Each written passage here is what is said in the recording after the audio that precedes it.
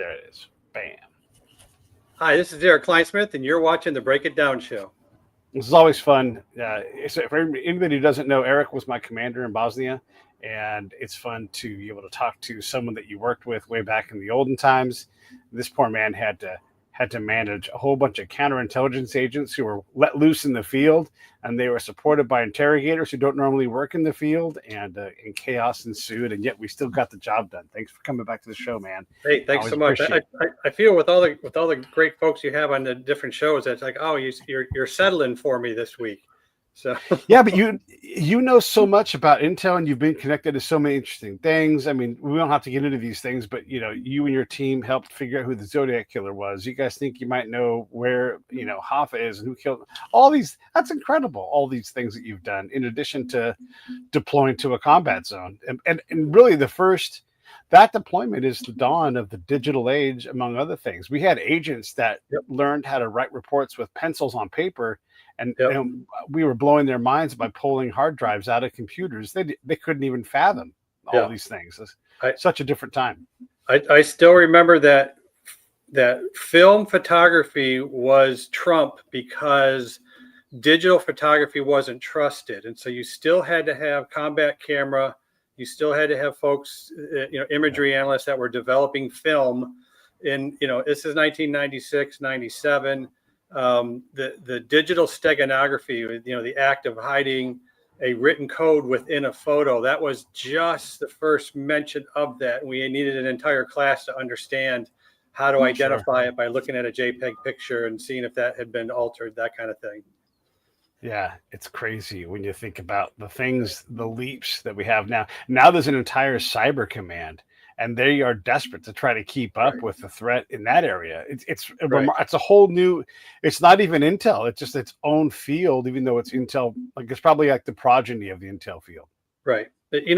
What's frustrating to me is as I'm getting older, is my last job active duty. I was the chief of Intel with an organization that was called the Land Information Warfare Activity. It was a brand new organization, first set up. I was their first chief of intelligence, and just simply had to write the rules on how we did business day to day and how intelligence supported psyops and deception and cyber warfare and that kind of thing. And that organization last year was deactivated. In the sense, and with the thought that the Army didn't need the Army/DOD didn't need an organization devoted to information operations or information warfare. We now know it well enough so that each of the individual combatant commands can do it themselves, or their staff positions that can do it. And the more I'm getting reports from in the field, I just have a nephew of mine who just got out of the Marine Corps out of Okinawa, and he was an IO officer for a regimental combat team. He's like, we do not practice it the way we say we're supposed to, and we are, and that's, he's given me just an anecdotal piece, but overall, it's gosh, we gave up such a great capability, and I don't know what we traded for with that. Yeah, and any command has a lot of tools in it, and if you lose a tool because everybody knows how to do it, then I guarantee you nobody knows how to do it, and it's not going to be command focused because they're going to look. And this, when you're in the Army, or we'll say the Army in this case, when you're in the Army, you're going to have 17 jobs. Like, Erik, you're going to be a bereavement officer. You're like, I am. Yes, sir. Yes, sir, I am. You're also the bomb threat officer. So if there's a bomb threat, you're going to be the go-to guy. You're also the 3, so you're going to run all operations. Oh, and by the way, you're going to be a liaison up to across to the proving grounds because we got to make sure. And all of a sudden, you're like, and I'm supposed to do IO. Yeah, I've been tasked with casualty assistance. I've been tasked with summary court martials, and hey, we need a major to do a summary court martial. Well, we don't have anybody. How about a senior captain? Okay, so they sent me, and I'd been a captain for less than a year. It's like, hey, be the judge and jury for this one crime and figure it all out and execute punishment according to UCMJ. That's the kind of stringing things together that you're used to doing. So, I mean, that's just part of the job. I want to say it was the fun stuff because some of that stuff was horrible, dealing with a bereaved spouse, or husband passed away, that kind of thing. But, that's just what comes with the territory.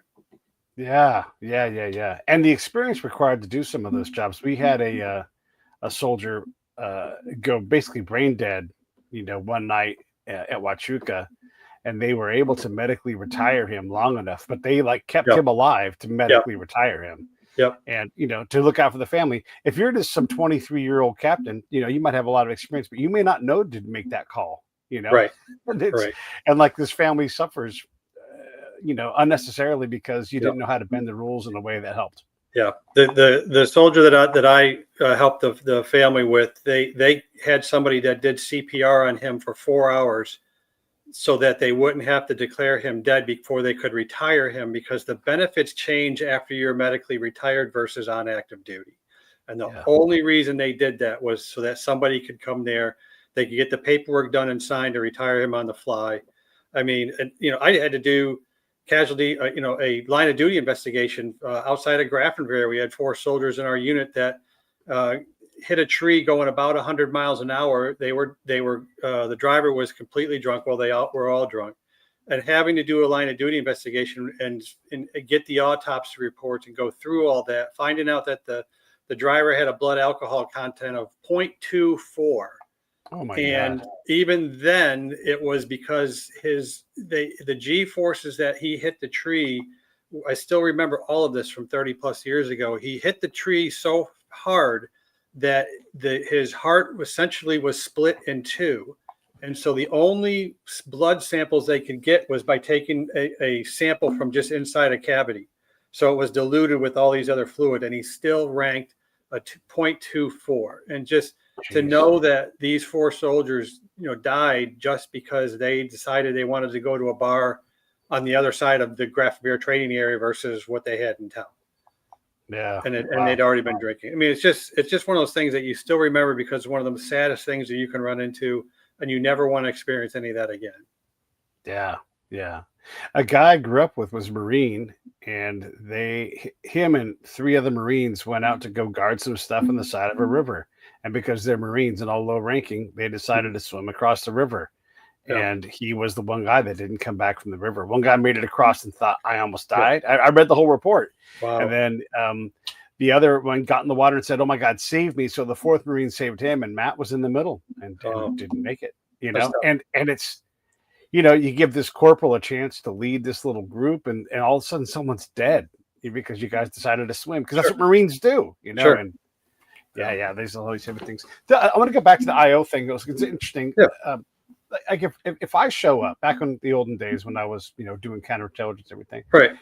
No commander knows how to drive me effectively, and you can't tell them that, but I know because I'm very specialized in my area. And so when I show up, I have to learn how to convince them that I'm worthy of their trust. I shouldn't be behind a desk. They need to get me out on the road. Right. But they don't, until they get to know me, they don't know how to drive me, even though you would never convince a colonel that, oh yeah, I have no idea what to do with a counterintelligence agent. Like they would never say that openly. Right. Is that a problem that is fixable? What do we do? It is, but it takes a lot. Your commander, I mean, when I was the intel officer for 3rd Brigade, 3rd Infantry Division, and when we go to the field, all these, they call them mash and trash or whatever, all these different dudes would just appear out of the woodwork. It's like, who are you? I'm your civil affairs officer. Who are you? I'm your human officer. And so we created we put them in a section of our operations center. They called it the chaos section, and chaos was civil humanitarian assistance observation surveillance group or something like that. It was just, we actually spelled it out, and it was basically everybody who showed up that never does anything with us in garrison, but then boom, we had to figure out how to integrate them into operations. And so it was the reason why they put them all together so that they would be visible and they would not be forgotten in as you start doing the planning for different operations and things like that. And that's, take that to the joint level. And then every combat command has a different mission set, different environment. Your guys in CENTCOM are doing something different than, your Northern Command or, Special Operations Command or anything like that. So, it's just tough. I mean, it's like commanders have to know everything and have, they got to be a mile wide and an inch deep on their knowledge, but then on a few key points, they got to be a mile deep on an inch wide of a couple of different topics. Yeah, yeah, it's a challenging thing. And the other thing is the amount of talent that we bleed. A lot of my peers from my era at the 165th, they just left because we were unwanted. We were not useful, and so yeah. It seems to me like if you gave a blanket, like, hey, we'll keep you, we'll put you somewhere else in any other counterintelligence role in all the other divisions and branches, all of a sudden the Army would be like, why don't we keep them? Right. Instead of letting all these guys just float away to go do other stuff. But and it's so hard to get up to speed to where you're, and I'm just talking field craft. It's so hard to get up to speed at field craft that by the time you start to maybe understand what to do so you can start to learn, you're done. You'll never go to the field again. And it's so crazy. I had an issue with, two different times. One was when we were in Bosnia, your TSCMers showed up. And the TSCMers were technical surveillance countermeasures. These are the guys that swept for bugs and listening devices and things like that. And they came down in country from Germany. They weren't part of our unit, but they were specifically there to do surveys of all the different command structures around to see if there's anybody, just for the operational security, see who was listening in. And these guys show up in our, at RCP at, 9 at night. And they barge in there. And I'm there with, First Sergeant Owen and Sergeant Mayorga, a couple other folks. And these guys just proceed to tell me all the things that they need and then all the things that they can't do for me. Right. Yes. And that was from the start. And I threw them out of the tent. It was a warrant officer or whatever. I just said, what, get the hell out of my tent. Come try it, start it, go back to your vehicles, count to 100, come back and tell me, address me properly and tell me what I can do to assist your mission and how you can help me. And it's just an attitude check on some of these guys. And the same thing happened at Liwa on Fort Belvoir. Immediately after the Cole bombing, we had a task force, together, and CENTCOM J2 folks were there. It was supposed to be us providing support to them. And we had all these folks from different agencies that showed up, wanted to be part of the game. And so I'm running this meeting on, doing introductions, who's there. And I had one person come over from, I want to mention the names, but the initials are NSA, and, did the same thing. Here's all the things I can't do for you. Don't bother me with this. Don't bother me with that. And I finished the meeting, held him behind. My commander was interested, so he just kind of hung in the back and, drank coffee while I was listening to me. And I had a very quick discussion with this guy. I said, go tell the NSA they cannot help.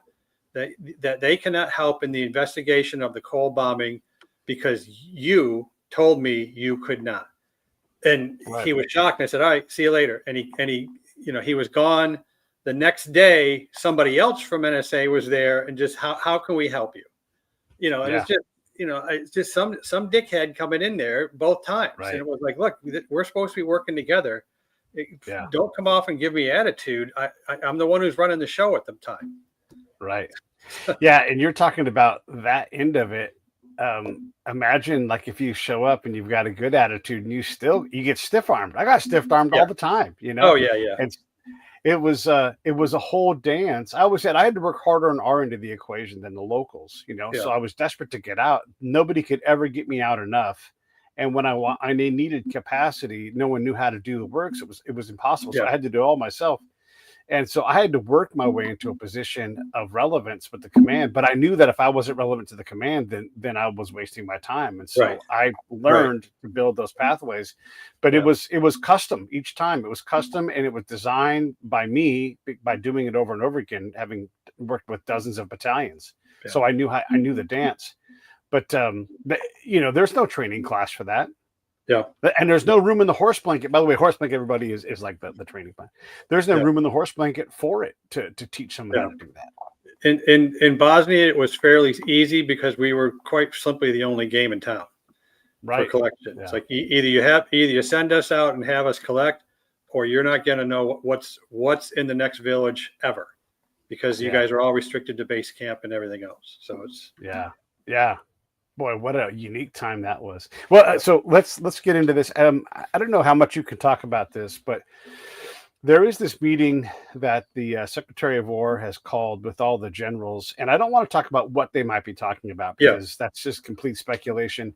Yeah. But let's talk about the commander's intent and the prerogative of the commander to guide their military and what, just talk about that part, because that I think is it's not clear to people like what the authority that a commander has. Right. Well, one of the things that, when you talk specifically about a commander's intent, it's that one thing that if you forget everything, but if you only need to remember what the intent of what the commanders, if you forget the details, you forget the timing, you forget the whatever, as long as you understand the whole reason why we're doing this operation is because X, Y, and Z. That's more important than anything, any of the details that come forth. So this thing going on in Quantico this week, I'm getting different reports here and there. I'm not going to, just from folks that I think are in the know. But I think what you're getting is it's time to refocus from our old threats and understand what are our new threats. We've done this several times in our history. Before, for decades and decades, it was, we're worried about the Russians the Soviets and the Warsaw Pact invading Western Europe. We're worried about communism spreading in X country here and here. And there was something called the domino effect. And then all of a sudden that threat changed. And next thing you know, we're in post 9/11, and now it's Islamic fundamentalist terror. Now it's, extremist groups overseas, domestic terror. Right. There's, the war on drugs. How serious are we going to fight that as a national security priority, or are we just going to allocate it to Southern Command and say, you guys just keep doing what you're doing, but rules of engagement are going to keep you from doing anything concrete. I think what you're looking at really is a time to readdress and change the rules of engagement and in terms of what, and we're already seeing that in the Gulf. I mean, just with some of these drug boats being identified, validated as targets and taken out. Yeah, and again, just to back this up a little bit, the commander, whether it's the president, one of the Secretary of Defense, Joint Chiefs, all the way down to Lieutenant so-and-so, they can say, I wonder, or I want, or I need, or whatever, and then that becomes part of the intent overall. And that person, everybody else grabs their pen. I mean, you're at a brigade staff meeting, and the brigade commander goes, I wonder. Everybody grabs their pen, and they all want to at least answer that question. And we all take it like it's part of the intent. You still have the general idea where you're going. And within that cone, there's a lot of classified things. Outside of that, there's not a lot of classified things because the intent matters. And the fact that we're going on patrols every day, of course, we're going on patrols every day. We're in a combat zone. And so it's weird. The classification thing, we get pretty crazy about what actually is classified and what isn't. And I've made a general statement about the cone, but what are your thoughts on that too, as well as classification and what you can talk about in terms of intent and operations, et cetera? When you're looking at, there's a whole reason to protect classified information is because, it's just part of the definition is like the release of it would be very harmful to the country. Most of the stuff that is going to be classified are going to be specific operations and specific targets that they might, that might be going from a military standpoint. But also your sources and methods. How did we collect this information? If we reveal how we collected it, it's going to ruin the information for future collection because they're going to change what they're doing. And then the same thing with the methods. Like, hey, these guys now have the ability to do X, Y, and Z. They now have the ability to do imagery from satellite that can penetrate these. I thought we had secure buildings that they wouldn't be able to see into the buildings. Now we've just found out that they can see into the building. Now we have to do lead lining, on every rooftop so that they can't see into certain areas. It's just things like that. You get very, most of the stuff it's either very technical. You're trying to conceal a technical capability. You're trying to protect somebody's life who is a collector, or you're trying to secure the operation so that it's going to be successful and just not talk about it. I was on a show this weekend and we were talking about collection stuff, and I was explaining how a lot of movies have pretty good tradecraft in it. Mr. Brooks has good vehicle meat, things. And we were talking about Mad Minutes, and I'm like, oh, Mad Minutes, no big deal. Like if it was a Mad Minute for everybody watching. A Mad Minute is a communication plan, and we all do things like this in our family with our kids and everything else. But the second you understand what my comms plan is for talking to Erik before our source meet, that's classified, and I'm not telling anybody that. But the fact that we have a primary meeting, an alternate meeting, and maybe even a contingency way to get a hold of it. I mean, of course you have these things, and that's just common in business. Hey, we're going to do this on this day, but if not, we'll make sure we get together later next week. Right. And Mad Minute means different thing to different people. So like for our war in Vietnam, a Mad Minute meant in your base camp, for 1 minute at the appointed time, everybody unleashes every single weapon they can to absolutely fire around the base or within a certain area. And I mean, this is back when tank rounds had beehive rounds. In other words, the tank round was full of darts. That would, a shotgun full of darts, and that would, so a Mad Minute would not only would take out anybody that's trying to infiltrate within, a certain time, especially if they knew an attack was coming or something like that. It would also destroy almost all the vegetation in the area or nearby buildings, just because everybody was unloading for a single minute. So that's, I mean, that's as I grew up in the Army, that was what a Mad Minute was to me. Different insignia on your collar, different Mad Minute. Exactly. I'm sure there's a admin Mad Minute or something too. But yeah, we get precious about what's classified. We get nervous about what the government's doing, and if the president or the Secretary of War or some high level general calls in their staff to sit down and do a weekend, work session to reorient the unit, that's just normal. And we shouldn't think that we shouldn't start with it's totalitarianism. This is not a political statement, but it's not. It's not healthy to start there. You have to start with, hey, these guys are trying to realign. They've said they're going to do this. We're going to realign the military. We're going to do these things. Yeah. That's the problem is I blame you got to blame social media. You got to blame the environment we're in. Is that everybody is an armchair politician. Sure. And I don't know how many memes that I say like. I'm not going to be an FCC expert this week. Today, I am a acetaminophen expert. And it's just but the thing is we've let politics seep into everything, and there are baseline reasons, so let's say we never did, this meeting, it never takes place, and then all of a sudden there's a massive attack on the scale of 9/11. The first question would be, how come you didn't prepare for that? How come you didn't connect the dots? And I remember it was years ago, they were dragging some I think it was the CENTCOM commander through the coals. I mean, this is a decade, because Pakistan had let off an underground nuclear weapon as part of a testing thing, and it caught the U.S. by surprise. And the first thing they did was drag the different commanders and national leadership up in front of the Congress, and they were berating them. It's like, how come you guys missed this? It's like, because you told us not to look there. That was the basic answer. You didn't give me, the priorities that this was supposed to be funded, or that we were supposed to put assets toward this. And that, that always struck me. And I cannot remember the specific incident, but it always struck me as, intelligence is never allowed to say, I told you so, but, but you still have to have every base covered. Yeah. I mean, that's so true. Like, what do you mean you have a shortfall in qualified CIA agents as 9/11, post-war operations begin? Well, you continued to smash the course down, and train fewer people and cycle 0 people through these other courses. And so, we don't have a lot of capacity. It's the intel's fault. Like, okay, sure, it is. Yeah, it's our fault. We'll take it. But a little bit of help, a little bit of budget. That was part of our frustration with 9/11, and when we were running the Able Danger program, is they were shutting us down because they were worried about the intelligence oversight, where we were that, oh, you guys are breaking regulations. Like, no, it's the tools, the automated tools that are doing it.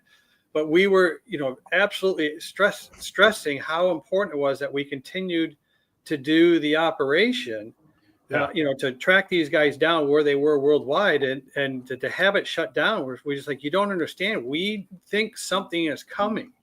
That was all the way down to the folks we were supporting down in SOCOM, where guys were going to the commander of SOCOMs, ambushing in the hallway. It's like, we just shut down this operation. It is absolutely critical that it keeps coming because these guys think something's coming. And Right. and again, frustration over months and months and months. And 9/11 happens the next year, and we're just like, we knew it was coming. We just were not allowed to take a harder look at what the direction was or what the specific MO was going to be. I have a smaller scale but similar story where I'm at the height of my collection powers. I've got this powerful network in Afghanistan. The Army comes to me and says, we have this really hard question about education. We want to figure out how to get this handed off to the locals. We just don't know enough about anything. Right. And so I got to work, and I got to work. And Eric, my network was awesome. I would get introduced by the locals to the locals. Oh, you've got to go talk to to Jeff over in Village 15. I would go talk to him, and I had respect. And the Taliban knew I was out there, and they said Pete can talk to whoever he wants. I had a license from those guys. Whether they would have killed me, still who knows.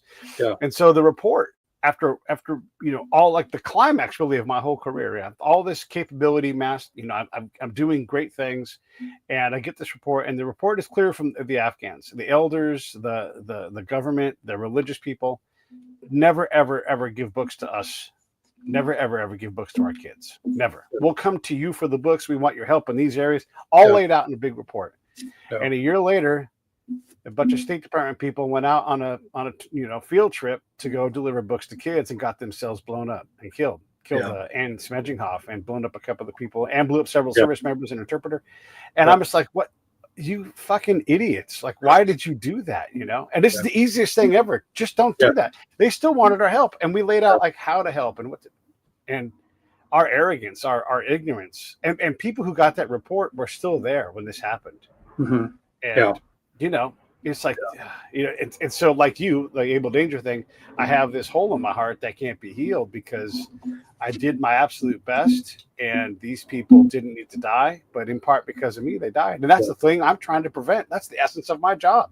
How do I keep that bomb from going off? Right. It was avoidable. I mean, I did have my last commander in the Army was a guy named Colonel Jim Gibbons, and he'd always talk about a story when he was in PACOM. He was an intel analyst, and he kept putting in reports that he thought the Soviets were going to invade Afghanistan in 1979, fall of 1979.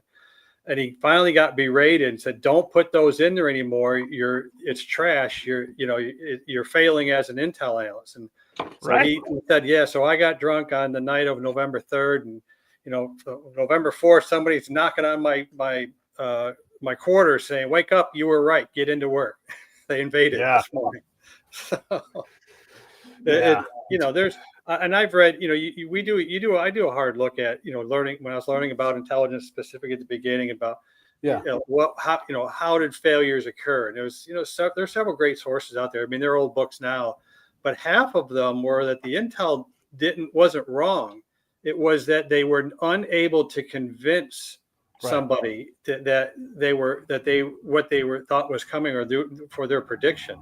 And it's not like intel failed from that point, from the analysis standpoint, but you failed in your communication standpoint. This is another area too where we don't have a lot of capacity. When you're pitching a commander, you're pitching, you're talking about what you think is going to happen and what you think so it's all a sales job, and there's influence involved in that, and commanders are stuck. They don't know what to do, and they don't want to get caught unawares, right? And so when somebody's always saying the Russians are coming, I wrote a PhD paper, the Russians are coming, we can't help but pay attention to that and be desperate to get into a fight with the Russians for whatever damn reason. So there's that whole self-fulfilling prophecy part of what we do, where there's so much bandwidth taken up with the things that we get wrong, but no accountability for being wrong. It's a damning thing that you try to sort through this stuff. It's impossible, and it's not any one person's fault, but it is the nature of things. That's and I remember at the beginning of the Russian-Ukrainian war, they were talking about this 40-mile column of vehicles pointed straight at the heart of the Capitol, and that they were going to roll in at any time. And as soon as I'm hearing all these, they bring a bunch of different channels, bring on different military experts and things like that, and I'm just sitting at home. I was like, there is no way that is going to move. Because I have never seen the Russians in any historical context be able to, except for World War II, when they were, down at, on the gates, at the gates of Berlin, and they were throwing entire armored corps down one avenue, something like that. There is no way they're going to get that 40 miles worth of vehicles up and running and moving. And it had to be 72 hours later. I had friends on, with access to some of the on the ground information. It's like, yeah, these guys they're running out of food. They're intentionally sabotaging their own vehicles so they don't have to move forward. They're drilling holes in their gas tank, and they're going into the neighboring grocery stores and raiding them because they're not being fed. And it's like the logistics tail for 40 miles worth of stuff is astronomically huge. There is no way this thing's going to move. And guess what happened? It never happened. And that's and you and I both. You're thinking, if I had two A-10s and I was running a flight, that entire convoy would be gone. Yeah. And the guys in the A-10s would be giggling the entire time. Oh gosh, my whole career for this. It would be, it'd be like, oh my gosh, this is like Christmas, in terms of target-rich environment. When you see tanks in videos and everything, you see them flying over, open terrain or doing things. But you and I both know if they all made right and left turns off that road and got into those fields, they would have made even less progress. Yeah. Those things would have broke immediately. Like within 10 minutes, there'd be a significant portion of those tanks not operational, stuck, or whatever it is. And I'm not saying that Russian tanks suck particularly bad. It's just hard to make tanks drive over farmland. It's just not easy to do. Well, I mean, they went with a design philosophy of go very cheap, quick replacements. This is lessons learned from their World War II days. I discovered when we were very early on that if for their T-72s and their T-80s, the drivers of those vehicles cannot be taller than 5'3" because they can't fit into the tiny space that they allot for them because they want to keep such a low profile on those vehicles. But then even, if you study the Arab-Israelis war, especially the Jordanian attack on the Golan Heights, when, the American vehicles were all manned, the Israelis were manning with American vehicles, your M48s, or the primary tanks, that kind of thing.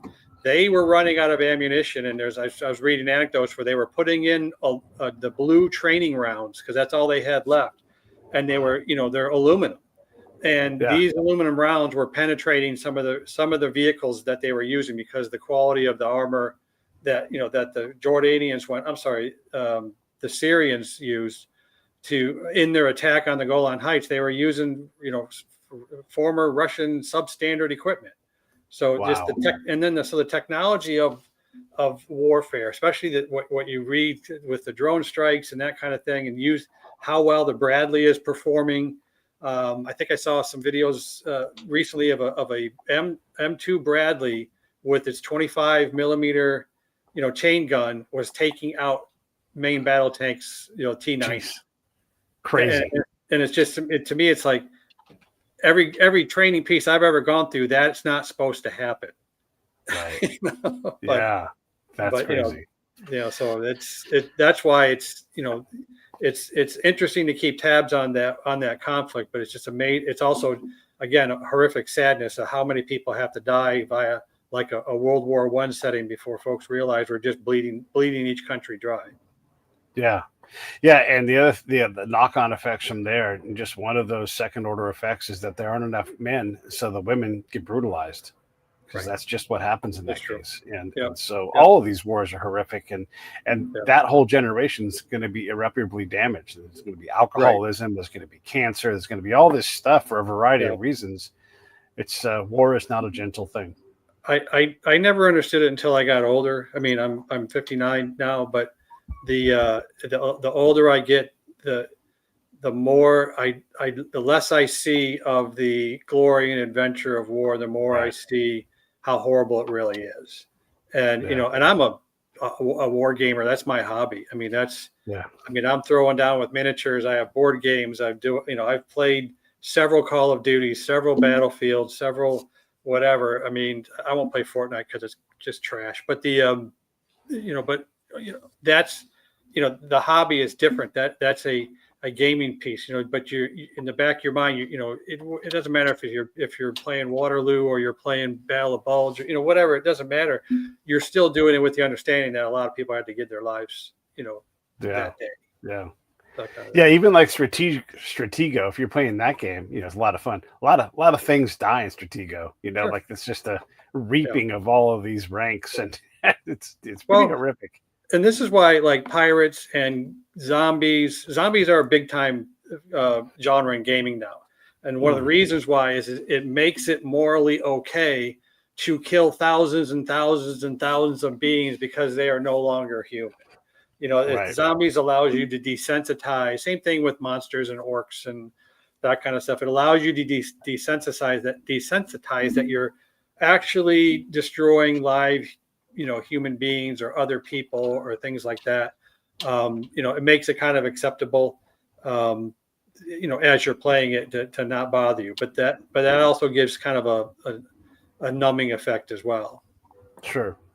When you think about the prep that you get to do before combat, there's so much technology in the practice. I sat in a simulator one time, as a Humvee simulator, in like a domed room, and it was so real that you would get motion sickness in there. And I don't get motion sickness from anything. And I'm like, wow, I got to put my foot, and you take your foot and put it outside the vehicle for whatever reason that would stabilize your ear. Yeah. But they have that, and they have like these kill houses that are getting even more crazy with their ability to do scenarios. Is there a version of that for Intel? And I'm talking like, actual field collectors. Are there good role-playing games for field collection? It seems like there's not enough of attention on that. You might have some spy stuff, but it's always like spy who kills people. Yeah, there are some. I'm playing a game now with my wife called the Vienna Connection. Okay. And it is 4 scenarios, and it's a lot of deductive analysis that you're getting bits and pieces of information. You have, and they run off of a timer. So you have so much time before you have to make your assessment of what you think is going on. And there's a series of games that are like that. Another one's called Chronicles of Crime, and there's several versions of it. There's a cyberpunk, there's a Victorian version, modern day. And it's essentially it gets to the point where you're running an investigation of a murder or whatever, and and I'm looking at this, and my wife drags out a dry erase board, so she's just feverishly writing down, okay, this person said this person's connected to this person, and I was like, you know what you're doing, right? She says, what? I said, you're doing link analysis. This is what we train in the military. I said, you're doing it, and she's like, you got to be kidding me. I was like, no, this is exactly what it is. And this game captured it perfectly. So, I have every Chronicle of Crime type game that I bought all of them. And so, and you use an app, and what it does is the way the app runs, it's a Polish company that makes it. It's, there's a little bit of mistakes in translation, but, you'll interview somebody and you're allowed to ask certain questions, but every time you're asking a question or going to a new location, the timer bumps up. So, and oh, by the way, that they actually build in the script of the game through the app, that the person's actually lying to you unless you come back to them with a new piece of evidence, then their story changes. So it's very complex to write. It takes a lot of time, but there are lots of games that are out there that I think there's just one called Detective, and I was going to look into that one, but somebody's like, if you like doing this for work, this game is for you, because you're going to feel like you're working, actually working it as a job, not as a fun game to play. So I was like, I think I'll skip that one, Skip that one.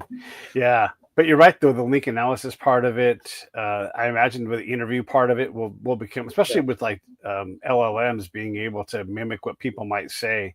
You can program in some kind of an engagement. But it's interesting to think about. And in real life, when we do war games, I don't know if you were around for any of this with 165th, but we would be there at the BCTP, but we would be at these big field problems, everybody, where you would have these exercises, and the Army is doing Army stuff on a grand scale. Right. And we would inevitably get kicked out of the exercise, not because we were bad, but just because our job is to solve the problem. And we would solve the problem. Right. And they'd be like, stop solving the problem. Your play is now removed from the overall thing, because they need the cataclysm, and we're desperate to stop it.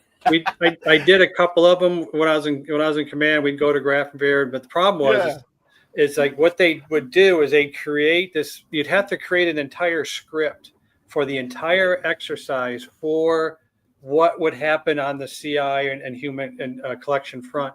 And the guys who wrote the script were the same guys who had to play it, because there wasn't anybody else to do it that had the skill set.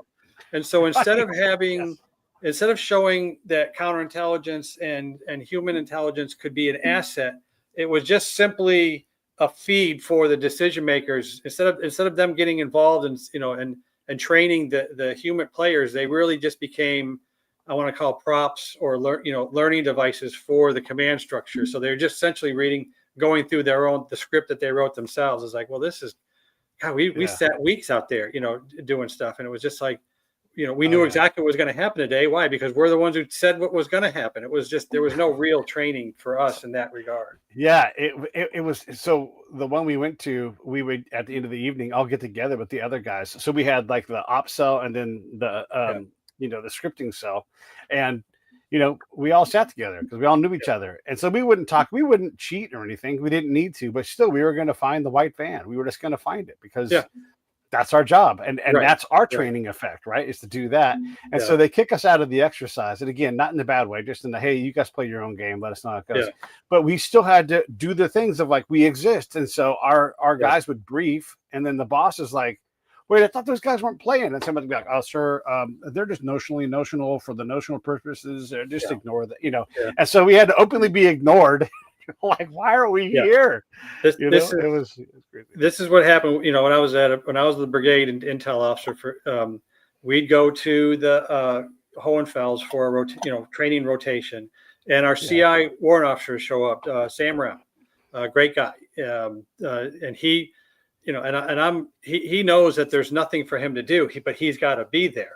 And so I'm talking to him by his vehicle, and I'm looking in the back, and he's got a bunch of harnesses and boots that are civilian boots. And I'm like, what are you doing with this stuff? And he's like, oh, I go rock climbing during the battle because there's nothing for me to do for 4 hours every day. So there's this great cliff face on the north side where there's a castle you're not allowed to go into or anything else, an old defunct thing. He goes, oh, I go rock climbing for a couple hours every afternoon. But that's I was like, don't even tell me that. I didn't even hear that. I'll just pretend I have no idea where you are. He goes, nobody checks up on me. What do they care? Yeah.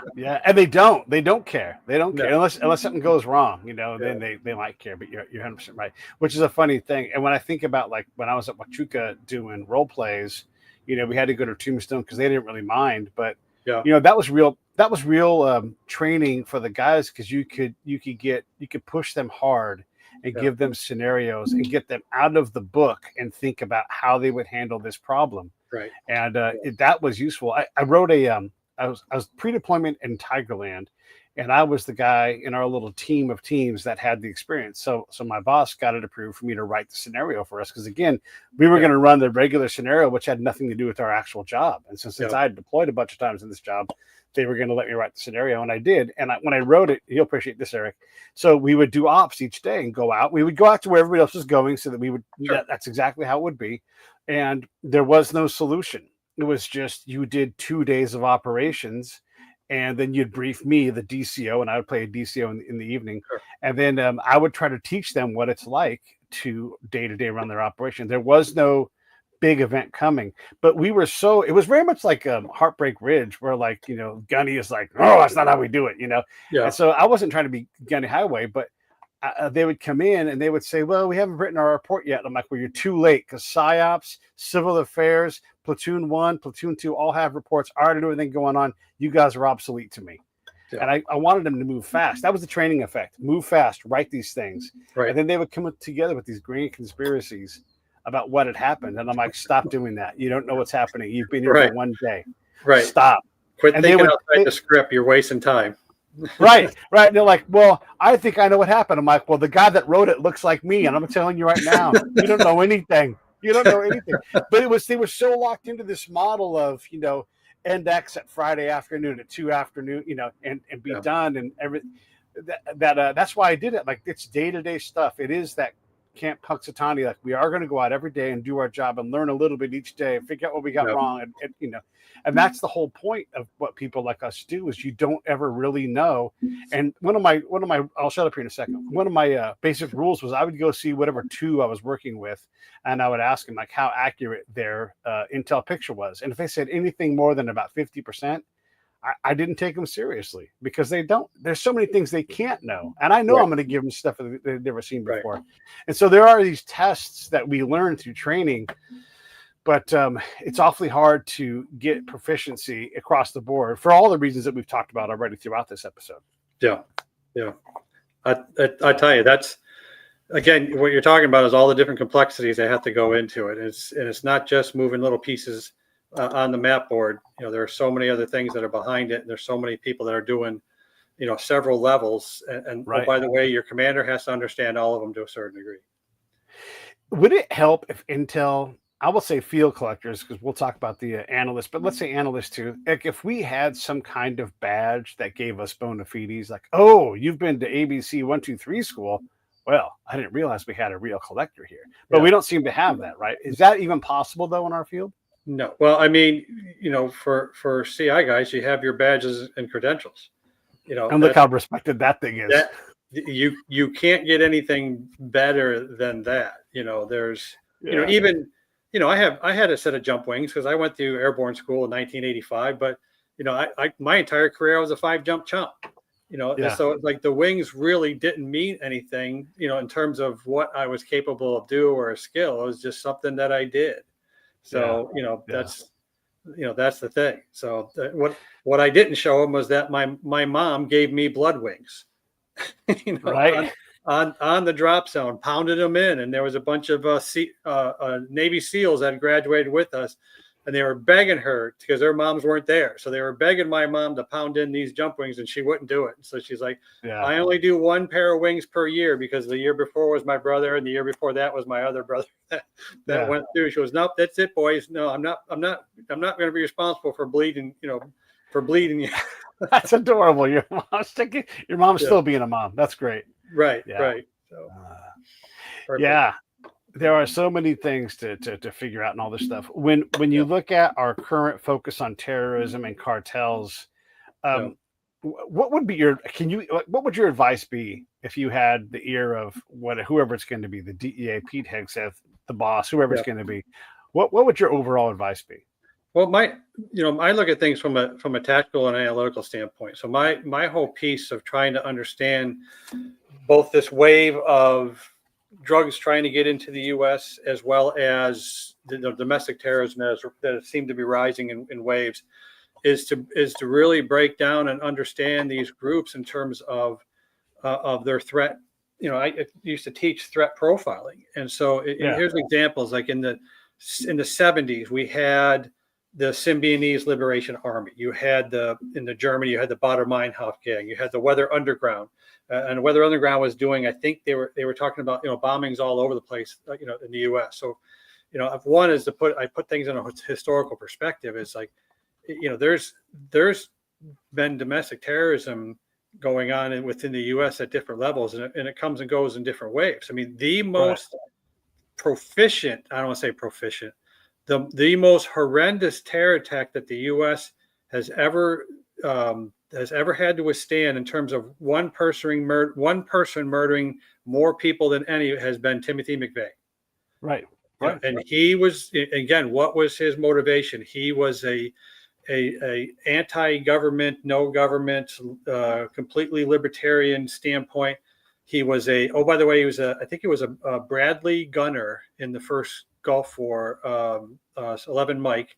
And as he was going into the special ops Q course and Ranger School or something like that, he failed out because his time deployed got him out of shape. So he's angry with the military, angry with everything that he saw. And the key that fired, put the fire under him was looking at the siege of Waco on April 19th, 1993. He was there selling shirts and other paraphernalia against the government during that siege. Timothy McVeigh was physically there.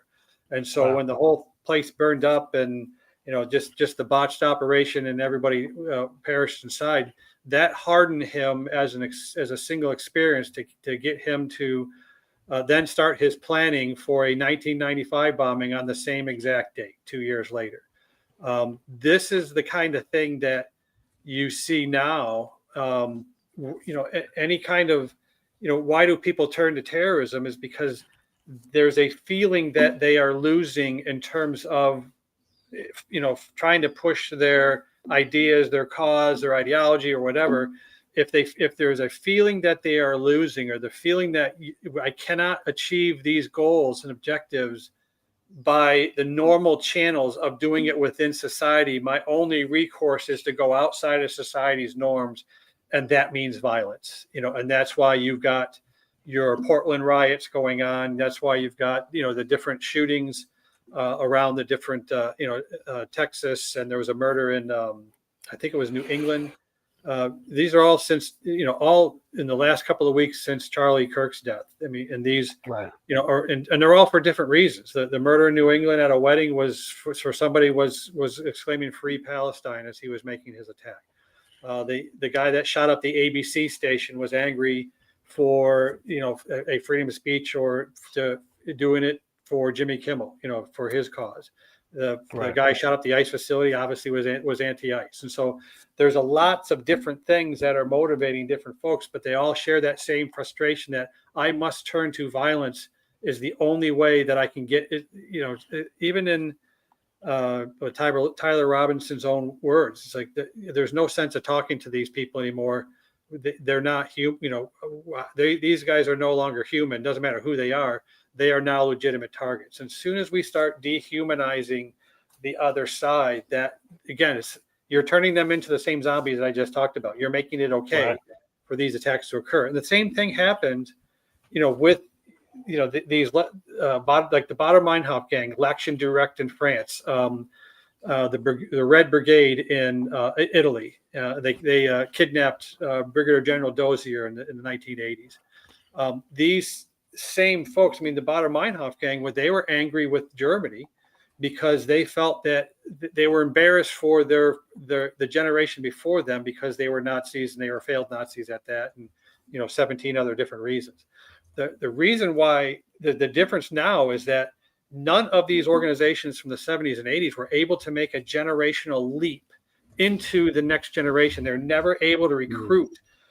And part of it is they ran straight into X-Gen, and we're the generation of Rambo and MTV and Reagan. And, it's like those, that their vision and their ideology and their word never made that leap to keep those so all of them, besides the relentless law enforcement, pursuit of them, that's what killed every single organization. They never were able to sustain themselves.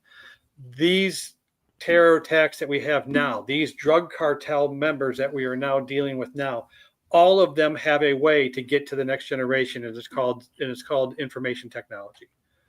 So that's why it's, hey, if you kill one, you take out one cartel boss, all you're doing is you're opening a vacuum for the next one. If you can say that, like Antifa, there's no organization, they're not really an organization. They don't need to be. They can be several disparate cells as long as they have the commander's intent, and doesn't matter who the commander is, as long as they have the intent of this is what we're supposed to do. It's the only thing that we're supposed to know, that this is what needs to happen. Therefore, we'll each conduct our own plans, and it's all for the greater good. Right. Yeah, it becomes an insidious thing because we can always turn on more capacity. I'll use the Charlie Kirk thing. There's always the what if. What if they had more security, an outer ring of security, or drones, or everything else? Sure. Well, what if one of those security guards came across the assassin on the rooftop, and those guys get into a gunfight on a fucking college campus? Right. It's Sure. There's costs in every direction, yeah. And the security posture just goes up and up and up, which Pete would say erodes our freedoms in general. So you have to balance the ability to live, right, and not be and not be scrutinized by the government versus, I mean, like if we wanted to, we could lock all the comms down so that we all could speak freely, but every word would be tracked and we would develop patterns and get more people. Like we could do that, but we have to give up a lot of freedom for that.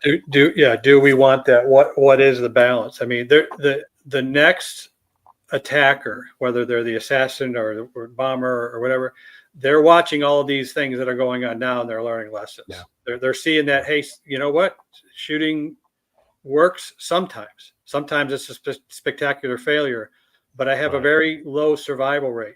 What about bombing? Well, a bombing, you have to have the timing, the logistics, the incredible amount. A bomb is the most patient weapon system in the world, but you have to get it at the right place at the right time and then leave it there and get your target somehow to get over to that location. I mean, there was an assassination of, I think it was Edward Shevardnadze in Georgia, the Republic of Georgia, several decades ago. And the bomb was placed into the stadium when they built the stadium. It was in the concrete itself. That's how long whoever it was waited for this attack to occur. So bombing is I want to say it's your highest rate of survivability unless you're blowing yourself up or making a mistake. Your next most risky is shooting, and that from a tactical standpoint, and then it goes to kidnapping and hijacking and things like and hijacking is your least survivability or your hardest one because you have to stay there in public with the person, whereas kidnapping you got to go hide with them. Your shooters now have to look at hey, the rooftop looks like it was a better deal. I don't have to penetrate those different layers of security that these different venues have, as long as I can get a long range shot. If not, I have to get up close. Therefore, I have to figure out a way to do that. And that almost becomes impossible. So there's all these different tactical things that, somebody who wants to either, doesn't matter the reason, anybody who wants to commit violence for some extremist cause, there's all these things that they have to consider, and they're looking at all these and what works and what didn't, and who survived and who didn't. And that's, your first shooter at Butler, Pennsylvania, he was gone within a few seconds. The other guy is the second guy is on trial now. Tyler Robinson was arraigned this morning. I think his first hearing was today. And I think in his own writing, he thought that he was going to be able to sneak out, survive, and live to old age without anybody knowing it was him, except for the evidence trail that he left behind, which was incredible. It's just that kind of thing. And that's why you don't see a lot. We're talking about this, and this blends even with the cold case stuff. You don't see a lot of serial killers like the Zodiac killer, like the Green River killer, like, Son of Sam. You don't see very many of them because we live now in what's called UTS, Ubiquitous Technical Surveillance Society. No matter where you go, you're going to leave. Your tags are going to get picked up on some toll camera. Your credit card is going to leave an imprint. Your face is going to leave an imprint going into certain places. There's always a way to track locations. Your cell phone pings all over the place. I had a friend of mine who actually was a former boss that had a tragedy in his family, and he needed to know where one family member, how they, ended their lives with a suicide, but they drove through several states, and the state police were able to give them a ping of every place where their family member had stopped, but not knowing why they had stopped along the way home. But they had essentially, without even knowing it, they gave them an entire trail from one location to, back to the home, back to the park that they finally ended their own life. Now piece all that together, but those would all be unknowns until now. Yeah. That whole thing about the surveillance, and also we've not talked about this, and I don't think this is a big secret, so we can say this. But when they were talking about the weapon used in the Charlie Kirk assassination, they're going to pull that thing apart. And here's what we don't realize is, even if you don't leave any evidence, someone has left some evidence, which starts the trail, and that leads to somebody else who leads to somebody else. They can pull fingerprints and DNA off of anything. That Brian Koberger murder up in the Idaho, Washington area up there for that college thing, they had the tiniest bit, like 5 little skin molecules of DNA on a very common knife sheath, and then they had some cell phone data that wasn't conclusive. Right. And that guy's never going to come out of jail now, just on that tiny little bit of DNA. It's crazy. Hey, when we're working with cold cases, we're talking to the different forensic investigators on our team, and I think one of the messages I remember distinctly was, everywhere you go, you are going to take something, and everywhere you go, you're going to leave something. Some part of your biometrics is going to stay, and you're going to take something with you, whether it's a carpet fiber, whether it's a stray hair, whether it's dirt on your shoe, everywhere. It's almost, that's what makes, that's why you don't have these modern day serial killers that nobody can track. Even the Unabomber left a manifesto, and it got picked out by his brother. He goes, "Hey, this guy is just as sane to be. My brother did that." So that's how he got fingered. And that could be probably one of the only real cases of what they call a lone wolf terrorist or a lone wolf attacker. Every other lone wolf is not really a lone wolf. They had help or somebody else. So the next attacker is already within that sympathetic ring, or within that where they're passively supporting whatever cause, or they're in that supporting ring where they're actively supporting with logistics or whatever. But they just have not breached that line where they said, it's time for me to conduct my attack or something, or something like that. That's why, the shock in the first Intifada with the Israelis in the late 80s, early 90s, the first female that blew herself up was an ambulance driver. And her frustration of seeing that no matter what they did for protests, no matter what we tried to do, whatever game we played, whatever video we tried to make from Pallywood that said that, the Israelis were bad, nothing is working, nothing is changing. Therefore, I'm going to sacrifice myself and blow myself up. And seeing the casualties coming in from different fights that were along the West Bank and rate the rising violence, it still didn't work. So their decision was, playing by the same rules is no longer going to work. I have to take matters in my own hand.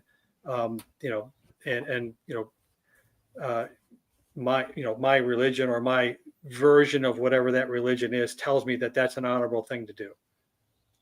Right. And there's always going to be agents of some kind, a guy like me with different goals, who is going to identify, train, exploit over and over again. And you don't have to go all the way to the end. But as long as you're part of the team, I'm just going to keep collecting team members, and we'll get our operators within that world, and there's people that are desperate to do that. It's scary. So when you say not a lone wolf, when we look at Butler, it's been a while now. We just don't get a lot of information. How patient do we need to be before we start to think this is all just a bunch of hocus pocus? For that one, and I've actually have, folks that I've known on social media or whatever, saying that the whole thing was a setup. And, what kills me is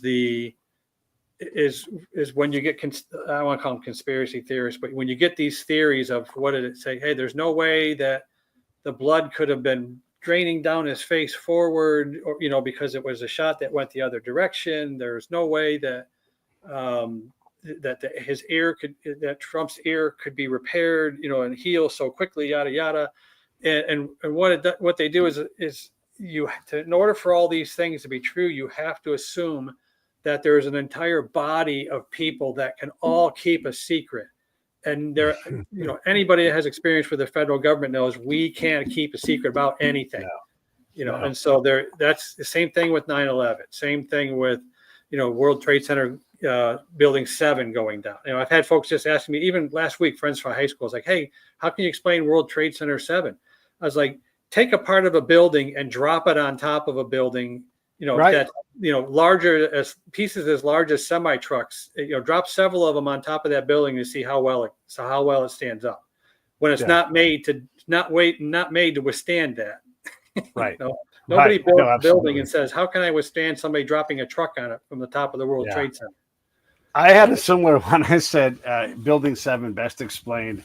Do you want to be in Building 7 when either of the towers falls? No. And I'm like, that's right. You don't. Right. Like, you don't want to be anywhere near there. Yeah. That's why, like I said, and I know I mentioned this, but we're watching Captain America: Civil War or something like that. I can't remember which one it was, but they raised this aircraft carrier out of the Potomac River And I'm like, there is no way nobody would know that they built an entire complex underneath the river, besides the dirt displacement by itself, besides the amount of trucks and construction vehicles and people that are coming and going. You know, you're talking 40,000 people had to keep a secret. There's no way that's going to happen. Right. So, and I apply that same rule to almost every other, you know, every time I see a different conspiracy on that, you know. So even this guy in Michigan that attacked Sunday, you know, it's the first thing you do is you got folks who have a political bent that want to point fingers on one way or the next. Right. And to me, it's, you know, the more and more I look at that, it's like, this guy could just be a suffering PTSDer. It could be something as, not to say simple as that, but as horrible as it is. But there may not have been a political ideology that this person that was the instant instigator to motivate him to do something like that. You know, same thing with any of these attacks. And then you have to wait until you actually get into that person's bio and read the things that they said. Most of these attackers have left something behind that has a message. Again, part of terrorism is you don't want to kill everybody, but you want everybody watching. And part of what everybody watching is you want to leave that message. If you're just driving in, shooting as many people, and you're doing suicide by cop, there's no message there. That the message is almost as important to understand the terrorist event as anything else, because terrorism is done for a specific goal and objective in mind, and it's not I can't take the world anymore, I just want to kill myself. That's not the message. I want to ask you something else. Because people have raced to social media to volunteer their anti-Semite beliefs or their passion of hating some group over another. Right. It just seems that people are opening themselves up to be put into a very uncomfortable position. You know, like there was a guy, and who knows what happened to this, on X, that was like, Charlie Kirk is about to have a real bad day. And then he pulls that post down like that does anything. And maybe that person's involved, maybe not, right?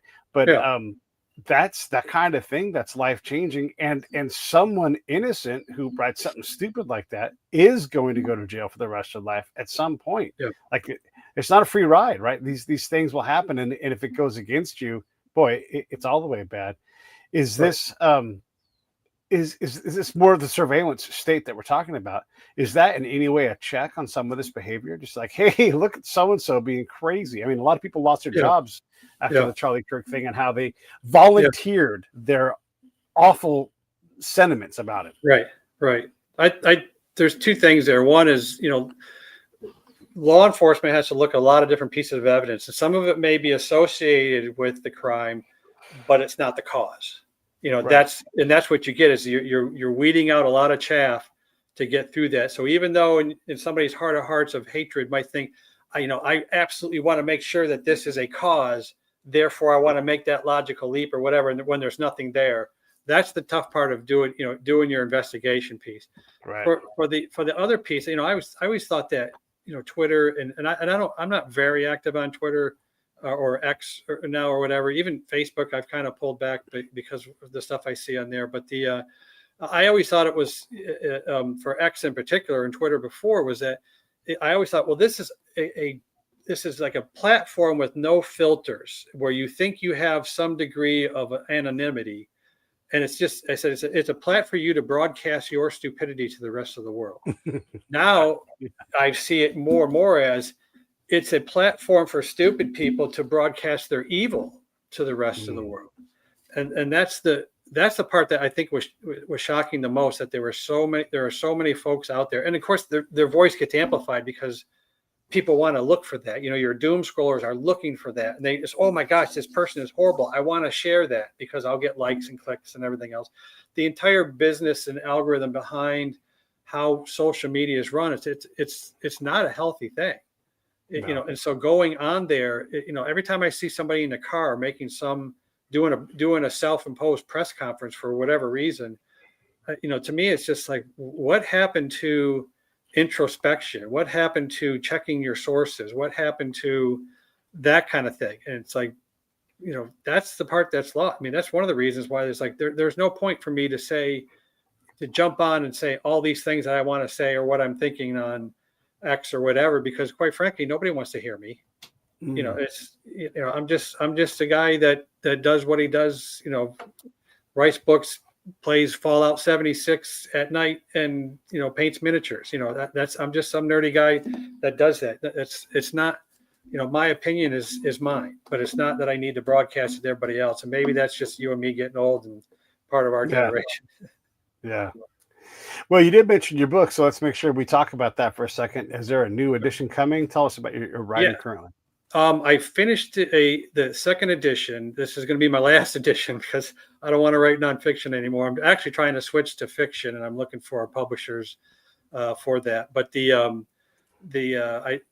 when you do an edition for this is and again it's as an academic textbook, the criteria between the first and the second edition, it has to be 20% difference, and this is what keeps college professors from changing a couple words, and then all of a sudden it's like, oh man, I got to buy a whole new book from this guy because he sells it to his own class or she does. Right. The book's now picked up. I mean, I got it. It's in several different schools have it. I get my little quarterly report. My royalty check comes in. I blow that on my hobby, which is, that's all it is. It's been picked up by, I think, University of Central Florida. I think there's several other schools, Northern Louisiana. There's a school in Charles Sturt University in Australia, the University of Antwerp. And, so it's been picked up. There is a world catalog online that can tell you every library around the world that your book is in. And the two places that shocked me the most was that the Israeli Army or Defense Library has it, as well as the Chinese Defense Library has it. So the book itself, I mean, that's the cover up in the corner there. I just finished the second edition for it, but I added in, a decade's worth of additional things that I had studied or done from an analytical standpoint or from an operational standpoint. Some of the articles I'd written in the past, I incorporated them into that. And even now, the work I'm doing on a daily basis, I'm at the point where, God, I'd sure love to put that in there. This piece that I just wrote a bunch of stuff about, but the edition has to go. So. Yeah. It's interesting. I mean, there's so many things to write about it. I've read the book. By the way, this is like, this is a high-end book. So if you want to understand the operations from a high academic end, you read this. You might need to read some other books to go with it to understand it, or just talk to me and I'll give you some interest in a briefing on what you're reading. But it is fantastic. And even if I knew something, I knew it better after reading your stuff, because just that mastery that you have it's impressive, man. And I appreciate you in general, but I tried to. Thank you. I tried to write it at a very basic level, and that's some of the first comments I got back, is that somebody who is not an intelligence professional can read this and understand it. It's like, that's the entire point. I didn't write it to impress somebody in academia. In fact, when the perspective of the book came out, the comments from different professors around the country that they sent it out to, it came back. It's like, the guy's not a PhD. He's not written for a peer-reviewed publication. Wrong. I had, but I'm not going to adopt this because this guy is not a PhD. And, I contacted my publisher very early on. I said, look, this is crap. These guys are not, I know you sent this out for peer review. These guys and gals are not my peers. My peers are guys working operations actively now. And she said, oh, we already made up our mind to send you the contract for the book. So this was just a formality. And we are tired of getting academic textbook that have no bearing on real life. We were dying for something that actually is how it is practiced, as opposed to some boring doctrinal manual. Man, oh man, I know. Yeah, seriously. And we'll wrap this up here in a second, but you're right about that. There's no PhD out there that's going to go step into an O3 commander role for a deployed counterintelligence company and not say that you were something other than an expert. And that's just one job that you had along the way, but a very particularly crazy, complicated job. And so I definitely agree with your publisher that those guys aren't peers. Yeah. Well, thanks. So there's one thing I wanted to mention before we go is, please. After the Charlie Kirk's death really affected me personally. I mean, that was tough. I mean, I never met him or anything like that. But what really got me was the fact that his wife forgave his killer. And then right after that, Tim Allen came out and said, I forgive the man who killed my father 60 years ago. I'm trying to take a lot of that to heart. And I don't know if you know this, but my father was killed in 1982 by a 17-year-old girl who was driving a car, putting makeup on. I am having a very deep internal struggle now to try to forgive her after 43 years. I really want to get there, and this is kind of inspiring me to really think about that hard, because I've never done that, and nobody in my family has, and maybe this is time. And I can't say it tonight because I want to be able to do some more prayer and consideration of it. But that's, at least that's one of the one good thing that come out of this is that we open our eyes to some of the things that are really important to us out there. And maybe this is a great instance to stop thinking that the other side are demons, monsters, Nazis, fascists, whatever you want to call them. And maybe the folks that keep telling us that the other side is, maybe we'll start calling them out and saying, why are we doing that? Yeah. And maybe go meet those people, just go face to face and meet folks and let them be folks, and let them be beautiful in their own regard. And hopefully they'll do the same to you, because it's a better life than to live this life of these people are against me, because it just sucks. Anyhow, anything else in closing? That was a wonderful sentiment, and I agree with you. And forgiveness is a powerful tool. So it's a tough struggle I'm having internally. It's one of those things where I need to talk about it, because there has to be a time where I do that. Yeah, for sure. I learned something from the DOC. He's a rapper, been through a lot of stuff. And he learned from his girlfriend, Erica Badu. She said, you keep stuff that doesn't belong to you. Put it down. Yeah. If you don't need it back, you just leave it. That's true. You don't got to carry it around anymore. And maybe that anger doesn't belong to you. Maybe that's misplaced. And that person had to deal with, she had to forgive herself, more than you had to forgive her. Yeah, that's true. So maybe just, default to that. Anyhow, done talking about that. Have a great day, everybody. This is Eric. You guys know him. Thank you all for watching, and I'll see you all tomorrow. And I'll see you in a second, Eric. Everybody else, bye-bye.